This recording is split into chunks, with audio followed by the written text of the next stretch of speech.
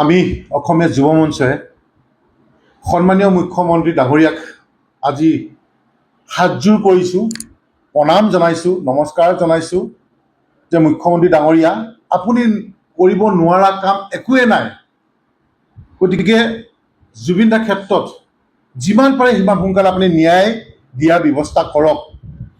আমি জানিবলৈ পাইছোঁ অহা কালিলৈ এই কালপিতকেইটাক জেললৈ প্ৰেৰণ কৰিব।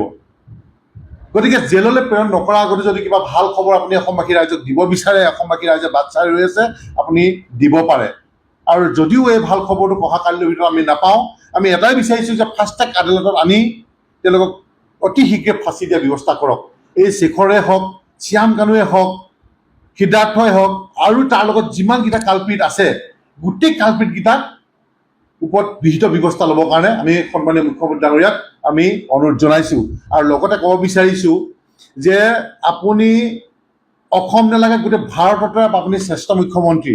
1 নম্বৰ 2 নম্বৰত আপুনি অহা এজন মুখ্যমন্ত্ৰী। গতিকে আপোনাৰ ওপৰত অসমৰ জনগণৰ, আমাৰ অসমীয়া যুৱ মঞ্চৰ আপোনাৰ আস্থা আছিলে, ভৰসা আছিলে যে মুখ্যমন্ত্ৰী ডাঙৰীয়াই কৰি দেখুৱাব, আৰু আমি এতিয়াও বিশ্বাস কৰোঁ যে আপুনি কৰি দেখুৱাব। কাৰণ আমি দেখিবলৈ পাইছোঁ অসমৰ জনগণৰ কথা চিন্তা কৰি লাখ লাখ বিঘা মাটি আপুনি কি কৰিছিলে যে এই অবৈধ বেদখলকাৰী মিয়াখিনিক আপুনি উচ্ছেদ কৰি আপুনি মাটি মোকলাবলৈ আপুনি সক্ষম হৈছিল। আৰু তাত আমি অসমীয়া যুৱ মঞ্চই আপোনাক পূৰ্ণ সমৰ্থন জনাইছিলোঁ। আজি ARDয়ে কওক, আজি পুলিচৰ চাকৰিয়ে কওক, 1 টকাও নিদিয়াকৈ আজি কিমান দুখীয়া মানুহক আপুনি চাকৰি দিলে। আমি ভাল কামক সদায় প্ৰশংসা কৰোঁ, আৰু এই প্ৰশংসা কৰোঁতে বা আজি জুবিন দাৰ ক্ষেত্ৰত আপোনাক যদি হাতযোৰ কৰি আপোনাক আমি প্ৰণাম জনাই যদি আপোনাক ন্যায় বিচৰাটো যদি আজি কোনোবাই যদি ভাবে যে সিহঁতি BJP agent, Yes we are agent, আমি যেতিয়া BJP এজেণ্ট হয়। কালি পৰহিলৈকে আমি যেতিয়া আপোনাক গালি পাৰি আছিলোঁ, আপোনাক তিৰস্কাৰ কৰিছোঁ, আমাক কৈছে যে কংগ্ৰেছৰ এজেণ্ট হয়, তেতিয়া আমি কংগ্ৰেছৰ এজেণ্ট। যদি জুবিন দাৰ ন্যায় ক্ষেত্ৰত আমি যদি AJPক বা BJPক বা কংগ্ৰেছক যদি গালি পাওঁতে যে আমাক এজেণ্ট বুলি কয়, আমি এজেণ্ট। গতিকে আমি এটা কথা ক'ব বিচাৰিছোঁ, সৌদিনা আমি দেখিবলৈ পাইছোঁ যে এটা ৰোড শ্ব' কৰিছে গৌৰৱ গগৈ ডাঙৰীয়াই। আমি সংবাদ মাধ্যমৰ যোগেদি আমি দেখা পাইছোঁ যে মায়াবিনী গীতটো ডাঙৰ ডাঙৰ স্পীকাৰত লগাই তেওঁলোকে কিবা ভোট বিচৰা বুলি আমি সংবাদ মাধ্যমৰ যোগেদি দেখা পাইছোঁ। গতিকে তেনেকুৱা ডাৰ্টি পলিচি নকৰিবৰ কাৰণে আমি গৌৰৱ গগৈ তথা সকলো দলকে আমি আহ্বান জনাইছোঁ। নহ'লে কিন্তু আমি অসমীয়া যুৱ মঞ্চ কিন্তু শান্তত নাথাকিম। যোনটো দলে নহওক, এনেকুৱা ডাৰ্টি পলিটিক্স হওক, পলিচি হওক, আমি জুবিন দাৰ ক্ষেত্ৰত কিন্তু নকৰিবলৈ আমি আহ্বান জনাইছোঁ।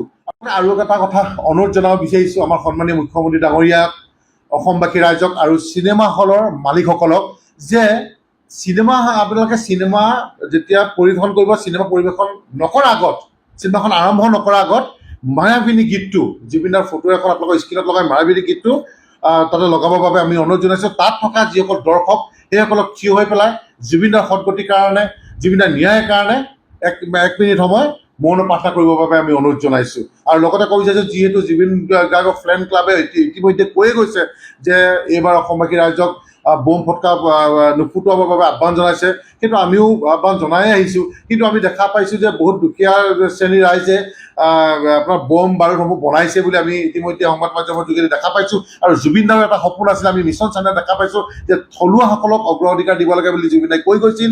কিন্তু এটাই কথা আমি ক'ব বিচাৰিছোঁ যে আমিতো বোম ফুটকা এইবাৰ অসমবাসী ৰাইজে নুফুটুৱাওঁ, কাৰণ জুবিন দাই এতিয়ালৈকে ন্যায় পোৱা নাই। গতিকে আমি সন্মানীয় মুখ্যমন্ত্ৰী ডাঙৰীয়াক এটাই অনুৰোধ জনাব বিচাৰিছোঁ, আপুনি যিদৰে লাখ লাখ কোটি কোটি টকা আপুনি আঁচনি প্ৰস্তুত কৰি আছে বা দুখীয়া ৰাইজক আঁচনি দি আছে, ঠিক তেনেদৰে আমি এটাই কথা আমাক অনুৰোধ জনাইছোঁ, যেনেকৈ আপুনি দুৰ্গা পূজাত আঁচনি দিছে, আঁচনি যোগে দুৰ্গা পূজা পাতিবৰ কাৰণে দিয়ে, বিহুত দিয়ে, ঠিক তেনেকৈ দেৱালীটো যদি পাৰে সেইসকল শিপিনীক যিসকলে এতিয়া প্ৰস্তুত কৰিছে, আপোনাৰ যিসকলে বোম বাৰুদ বনাইছে, তেওঁলোকক যদি কিবা এটা ফাইনেন্সিয়েল আপুনি ছাপোৰ্ট কৰি দিয়ে, আমি নথৈ আনন্দিত হ'ম, আমি ভাল পাম।